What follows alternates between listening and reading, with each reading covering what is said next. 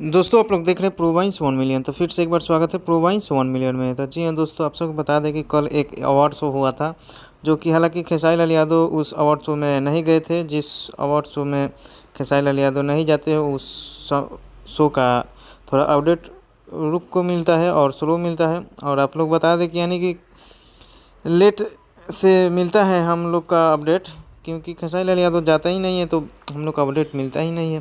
तो award award में पवन सिंह को बेस्ट सिंगर का अवार्ड मिला है, खेसारी लाल यादव को कोई अवार्ड नहीं मिला है, यानी नहीं कोई जानकारी नहीं मिली है। तो क्यों खेसारी लाल यादव को पहुँचे नहीं थे। खैर आप लोग बता दें कि उस अवार्ड में पवन सिंह का बेस्ट और सिंगर अवार्ड मिला है। हालांकि एक ही आदमी का हर साल बेस्ट सिंगर अवार्ड देना यह भी ठीक थोड़ा उचित नहीं लगता है। और आप लोग को बता दें कि मौका मिलते ही बहुत सारे सिंगर्स जो अच्छे कर रहे हैं इंडस्ट्री में, ठीक है खेसारी लाल यादव को कोई नहीं, उससे कोई मतलब नहीं रहता है, लेकिन और भी लोग तो है अच्छे सिंगर अवार्ड देने के लिए।